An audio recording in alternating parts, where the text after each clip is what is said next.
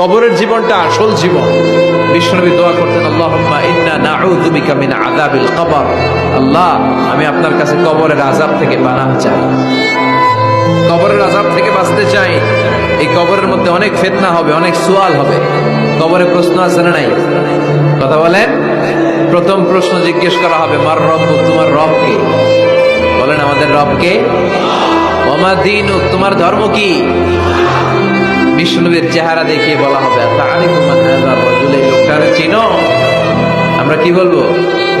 আমরা চিনি, উনি আমাদের প্রিয় রাসূল মুহাম্মদুর রাসূলুল্লাহ সাল্লাল্লাহু আলাইহি ওয়াসাল্লাম। এরপরে জিজ্ঞেস করা হবে, এগুলো কোত্থেকে শিখলা? আমরা বলবো কোরআন থেকে। ফায়ুফসাহু লাহু কবরুহু ৭০ যিরাআন, সুন্দর সুন্দর উত্তর করতে পারলে আপনার কবরটারে ৭০ হাত লম্বা করে দেয়া হবে। ইফতাহু লাহু বাবুন ইলাল জান্নাহ, জান্নাতের দিকে একটা দরজা লাগিয়ে